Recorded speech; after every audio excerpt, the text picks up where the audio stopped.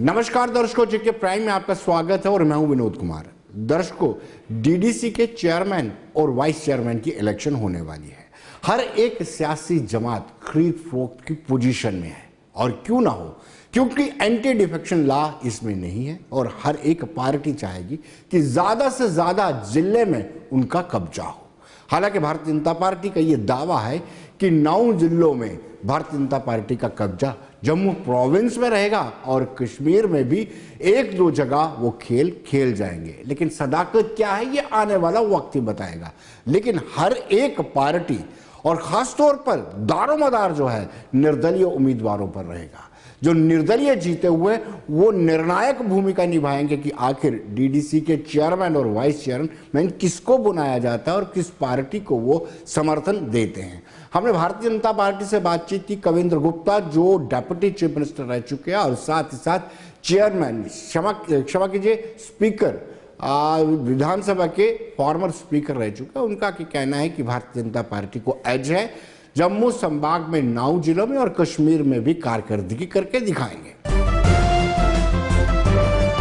देखिए, ऐसा है कि भारतीय जनता पार्टी ने डीडीसी इलेक्शन जो लड़ा है उसमें हमारे कोई 80 के लगभग लोग हमारे हैं।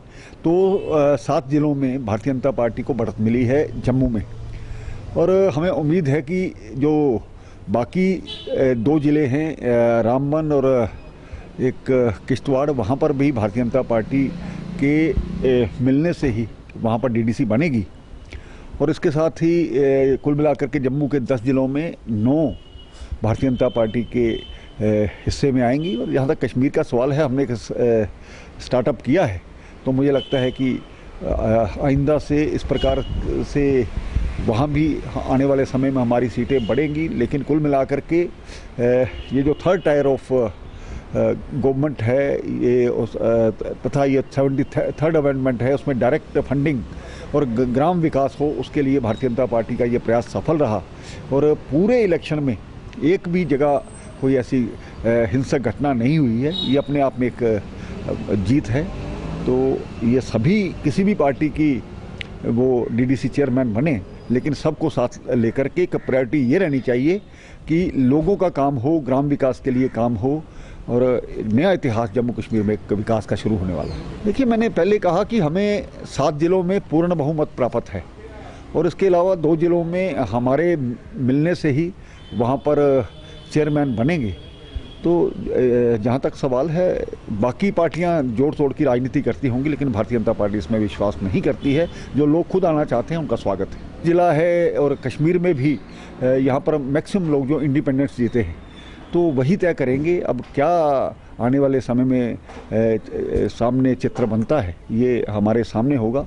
लेकिन कुल मिलाकर के मुझे लगता है कि जो भी होगा इसको विकास के लिए ज़्यादा उसका ध्यान रखना चाहिए, जोड़ तोड़ पर कम विश्वास करना चाहिए।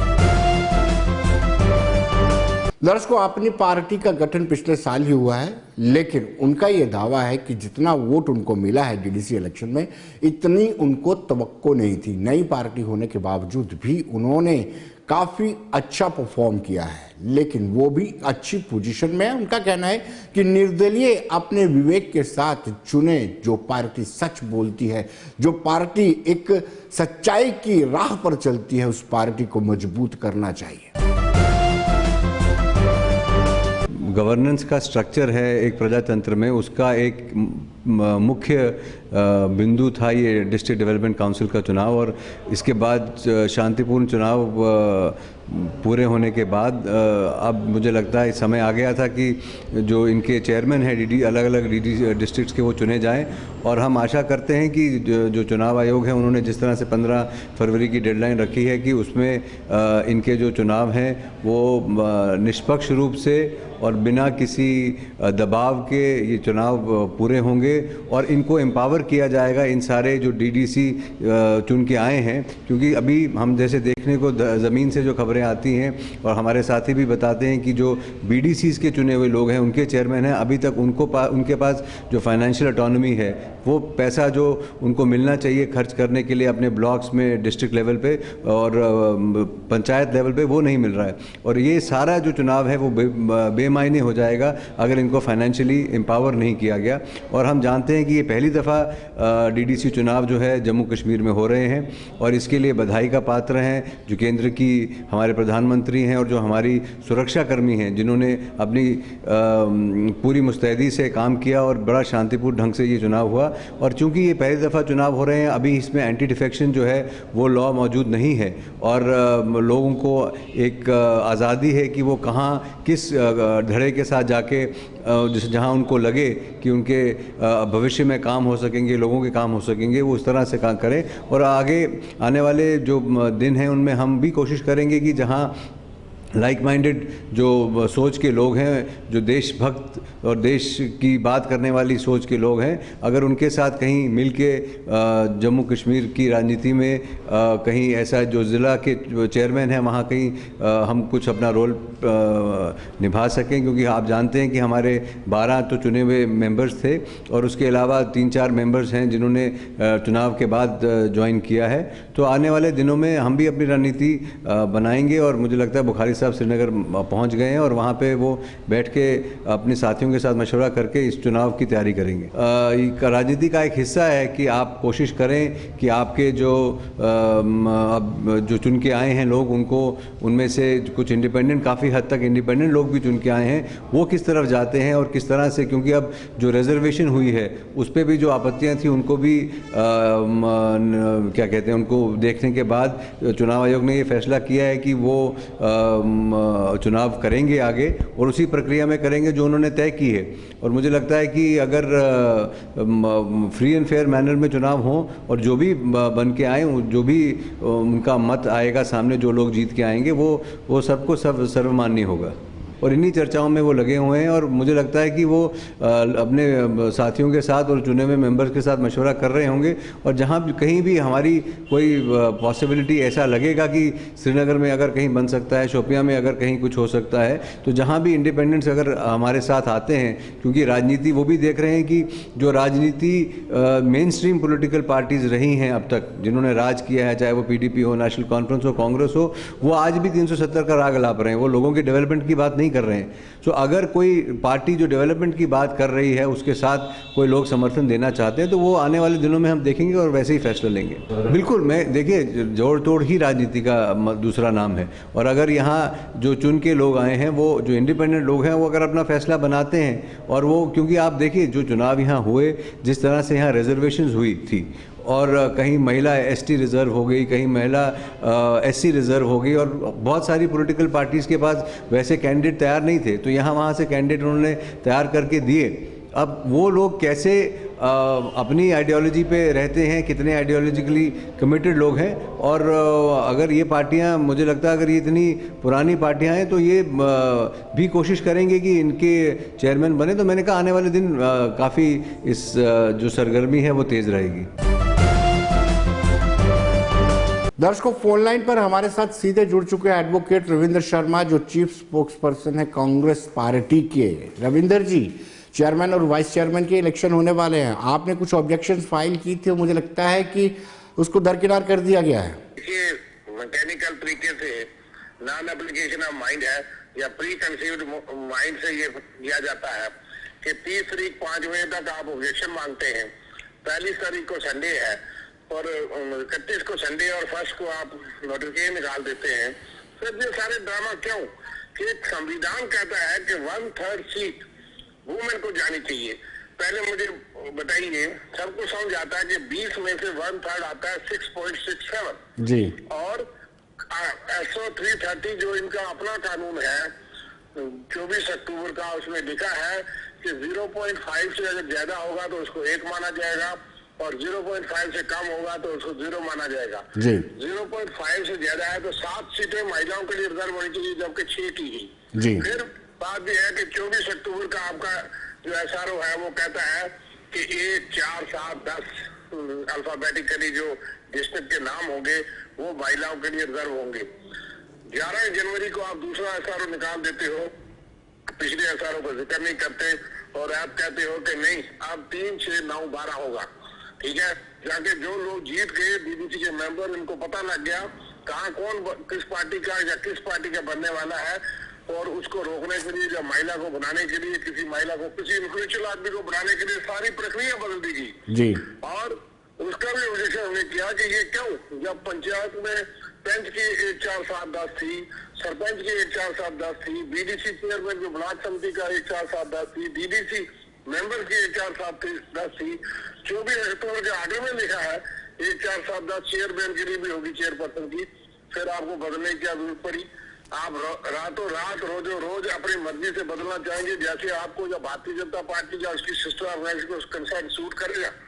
फिर आप ऑब्जेक्शन मांगते हैं इलेक्शन कमीशन, और फिर संडे को एक ही दिन में ना संविधान देखा। मुझे बताइए कि 20 में से 7 सीटें होनी चाहिए, इतनी आती है 1/3 कॉन्स्टिट्यूशन में लिखा है, पंचायत राज एक्ट में लिखा है।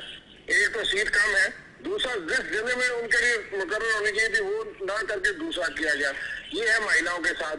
दूसरी बात, शेड्यूल कास्ट और शेड्यूल ट्राइब के लिए लिखा है कि प्रोपोर्शनल रिप्रेजेंटेशन होगी, यहाँ पे उनकी परसेंटेज ऑफ पॉपुलेशन जिस डिस्ट्रिक्ट में ज्यादा है वो जिला शेड्यूल कास्ट या शेड्यूल कास्ट जो भी है उसको रिजर्व होगा। लेकिन देख करके उसको भी बदला गया और अपनी मर्जी से जो जिले सूट किए उसको रिजर्व किया गया, क्योंकि अगर एसटी के लिए आप देखेंगे तो रियासी जिला रिजर्व होता था, लेकिन किया गया अनंतनाग। एससी के लिए अगर देखेंगे इनका अपना फिगर जो है तो जम्मू और सांबा रिजर्व होता था, किया गया उधमपुर। क्या मकसद है ये हम जानना चाहते थे। गवर्नमेंट ने भी नहीं सुना, गवर्नमेंट ने अगर गलत किया ना, इलेक्शन कमीशन ने ऑब्जेक्शन क्यों मांगी अगर इख्तियार नहीं, और फिर हमें बताया नहीं। हमने लिखा था कि हमें बहस करने के लिए, हमें सुनने के लिए मौका दीजिए जी।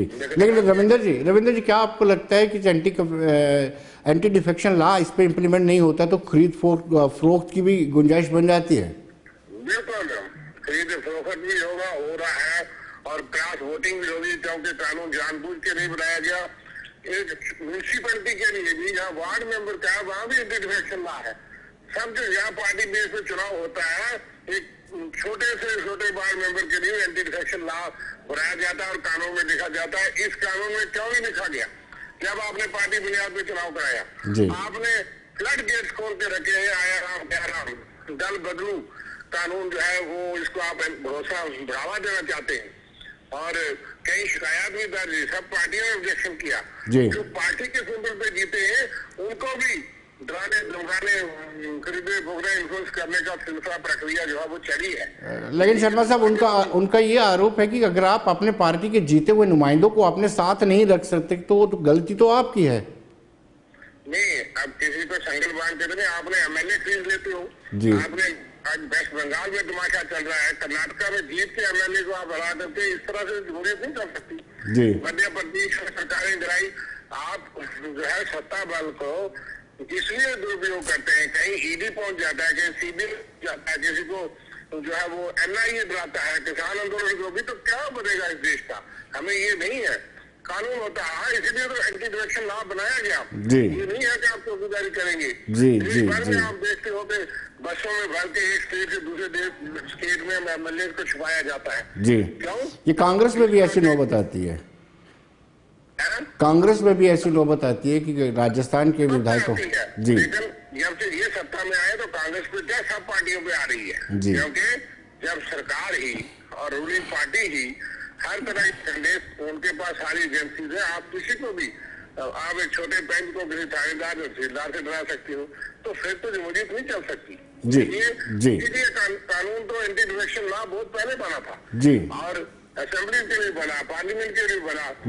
एंटी डिफेक्शन लॉ का प्रावधान है, यहाँ इंडिपेंडेंट में जीता हुआ एमएलए जो है दूसरी पार्टी में ज्वाइन कर सकता था, ये कानून बनाया गया था। लेकिन जब उन्होंने लिखा कि अगर ग्रुप बनता है तो मकसद क्या है? जमहूरियत में ये चीजें एस्टेब्लिश है कि ऐसी चीजें प्रयास किए जाते हैं, ये तो आज नहीं है, लेकिन आज जिस तरीके से रविंदर जी काम चल रहा है। रविंदर जी बहुत बहुत शुक्रिया आपका, धन्यवाद।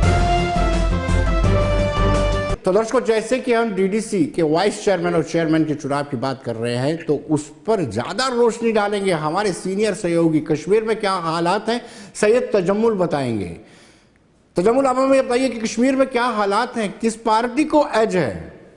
देखिए विनोद जी, जब आप जम्मू कश्मीर की बात करते हैं तो ये डीडीसी चुनाव जो है ये उस वक्त हुए जब जम्मू कश्मीर में 4 अगस्त 2019 के बाद सियासी इस्तेकाम और सियासी सूरत-ए-हाल कदर मुख्तलिफ करवट लेकर बैठी। तो पहली बार मरकज और जम्मू कश्मीर की मेन स्ट्रीम लीडरशिप के बीच में एक बड़ा खिला पैदा हो और बहुत सारे लीडरान जो कि चीफ मिनिस्टर भी रह चुके हैं, उनके खिलाफ मरकज ने जबरदस्त पॉलिसी भी चलाई, कुछ वक्त गिरफ्तार भी हुए। लेकिन उसके बाद जब चुनावी सरगर्मियां शुरू हुई, national conference, PDP, Congress, CPIM, Jammu Kashmir people's movement और बाकी पार्टियों ने अपनी तरह से चुनावी मुहिम चलाई और किसी भी जगह हमें नहीं लगा कि मरकज इन चुनावी माहौल के बीच में कोई एकतरफा फैसला करने जा रहे हैं, जिसके बाद नतायज आए और भारतीय जनता पार्टी को सिर्फ 3 सीटें पिलेन के गुरेज इलाके और उसके बाद पुलवामा के काकापोरा और श्रीनगर के आउटस्कर्ट्स बालहमा 2 में भारतीय जनता पार्टी ने कामयाबी हासिल की। लेकिन उसके बाद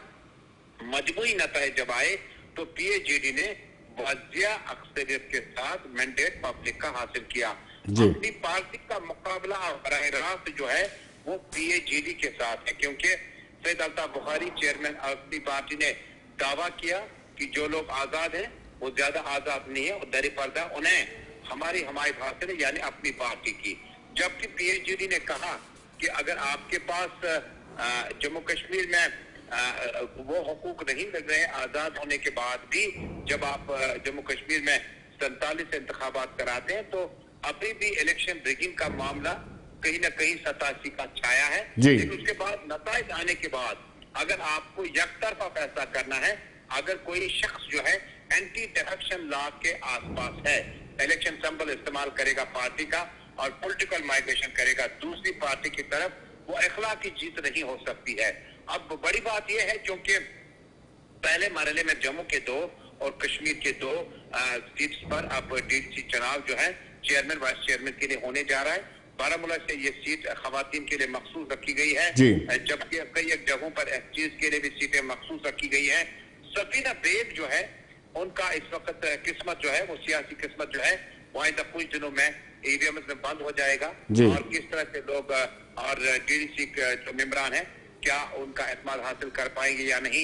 इसी तरह से क्योंकि पीएजीडी ने अब सजाद नून ने गनारा कृषि इख्तियार करने के बाद करना से लेकर बाड़ीपोरा तक पीपल्स कॉन्फ्रेंस को मजीद मुतहरिक किया और दर पर्दा मैं आपको बता दूं कि काफी सारे लीडरान हैं जो कि पीडीपी से अब बाहर आए हैं।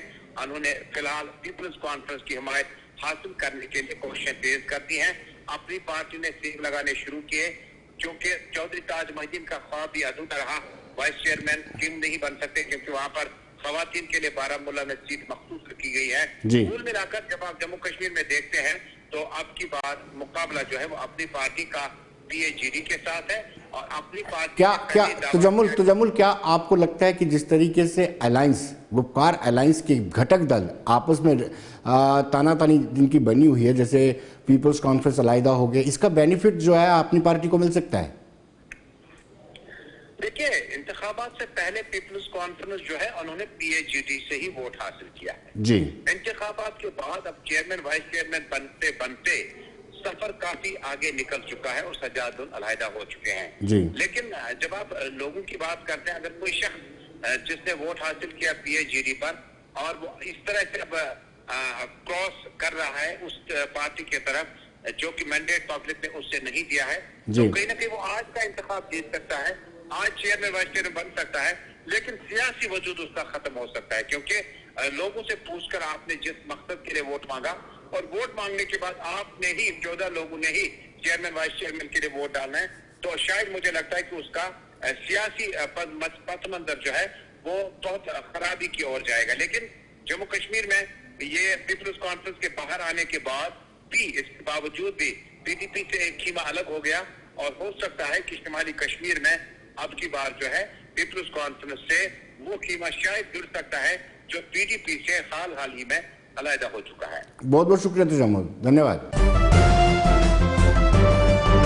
दर्शकों, चुनावों के बाद हम बात करेंगे आतंकवाद की। आतंकवाद को लेकर के जो मुहिम चलाई जा रही है 5 अगस्त 2019 के बाद से, जिस सख्त तरीके से, सख्त लिहाजे से आतंकवाद के खिलाफ सुरक्षा बलों ने अपना मोर्चा खोला है, उसमें लगातार कामयाबी मिल रही है। कुछ जगहों पर आतंकवादियों ने आत्मसमर्पण किया। अपील पर, अपने रिश्तेदारों की अपील पर, एनकाउंटर स्थल पर जाकर के उन्होंने अपील की और उन्होंने आतंकवादियों ने हथियार छोड़ करके आत्मसमर्पण किया। लेकिन आज बांडीपुरा में जैश के 2 ओवरग्राउंड वर्कर्स को हिरासत में लिया गया है। तलाशी के दौरान उनको पकड़ा गया, उनसे असले भी बरामद किया गया। ये नहीं एक बड़ी कामयाबी है। हालांकि ये भी कहा जा रहा है कि लोग यूथ ज्वाइन भी बड़ा कर रहे हैं, लेकिन यूथ ज्वाइन कर रहा है तो साथ साथ ही वो सरेंडर भी कर रहा है और पकड़ा भी जा रहा है, और ये बड़ी कामयाबी है। इससे पहले ही 2 आतंकवादियों ने आत्मसमर्पण किया कुछ रोज पहले पुलवामा में, और उनमें से एक आतंकवादी घायल था, उसको उपचार के लिए भर्ती भी करवाया गया।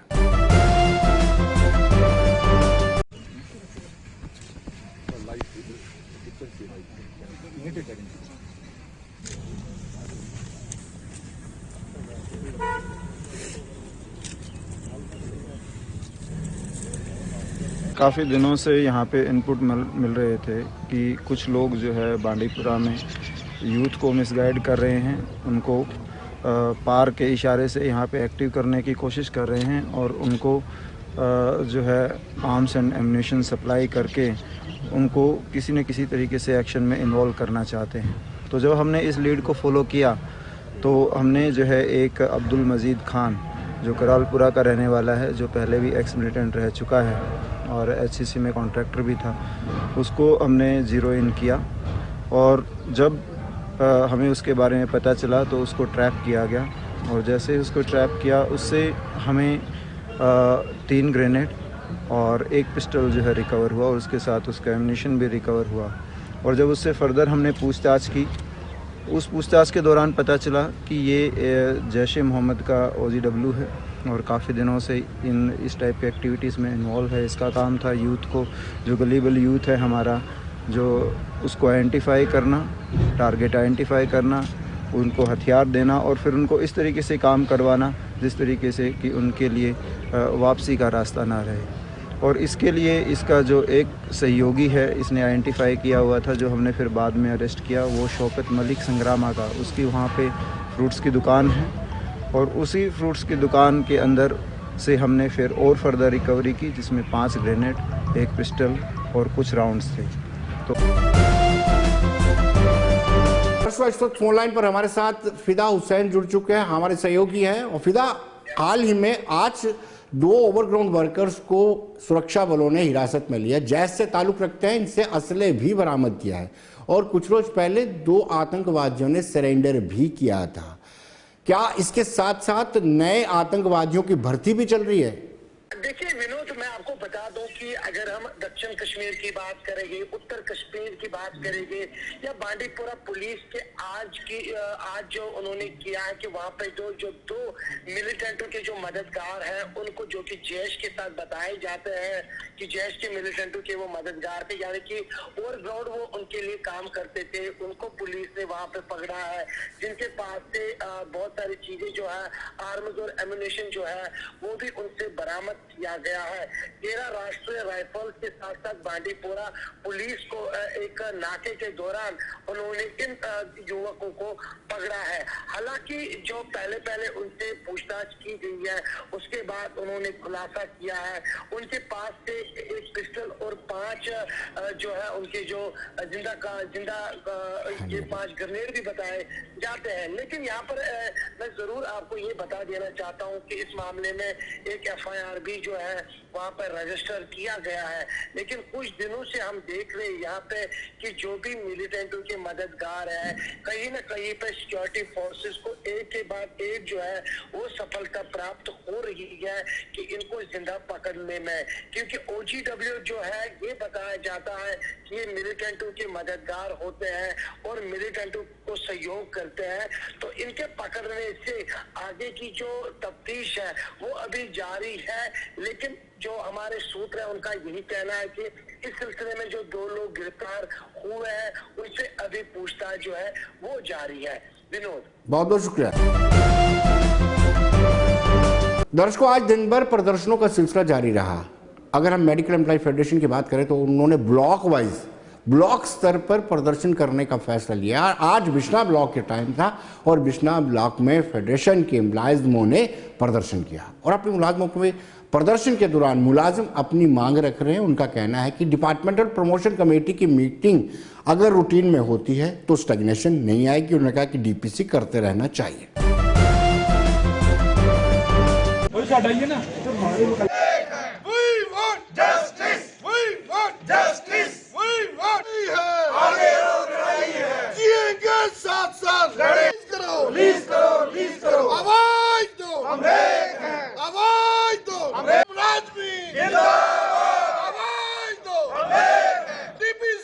आज का ये जो Jammu Kashmir medical federation block Bishna का धरना जो हमने शुरू किया है, हमारी जो 4-5 डिमांड्स हैं, अहम डिमांड्स हैं, उन पर जो हमने यह धरना दिया है। पहली डिमांड तो ये हमारी है कि हमारी डायरेक्टर मैडम ने हमें 19 जनवरी का टाइम दिया था, 19 नवंबर को हम डीपीसी करेंगे, मगर 4 महीने से डीपीसी नहीं हुई। जो डीपीसी 6 महीने होनी चाहिए वो 4 साल से नहीं हुई है। जो कोरोना वॉरियर्स हमारी डेथ हुई है, जैसे ब्लॉक बिश्ना के हमारे जोगराज जी की डेथ हुई है, बाकी जो लोगों की डेथ हुई है, उनको इंश्योरेंस का पैसा जो अभी तक नहीं मिला है, उस पैसे को जल्द से जल्द बागुजार किया जाए।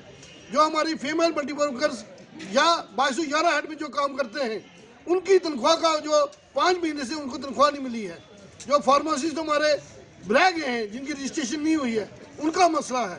इसी के साथ जो हमारे बेसिकल वर्कर हैं, जो 35 दिन की ट्रेनिंग उनको करानी होती है, वो पिछले 2 साल से नहीं करवाई है। मैं आपके माध्यम से ये कहना चाहता हूँ कि जो धरने की हमने लड़ी दी हुई है, अभी 5 तारीख को हमारा पलावाला में है, 6 को हमारा सोहना में है, बाकी जगह पर धरने हैं। हम नहीं चाहते कि हम धरने दें, मगर गवर्नमेंट हमें मजबूर करती है कि हम इस धरने प्रदर्शन को करें। और मैं गवर्नमेंट को कहना चाहता हूँ वो जल्द से जल्द हमारी डिमांडों को फुलफिल करे, ताकि हम भी अपना काम जो है ईमानदारी से कर सकें। तो दर्शकों, बने रहिए देश दुनिया की खबरों के लिए और मुझे दीजिए इजाजत। नमस्कार।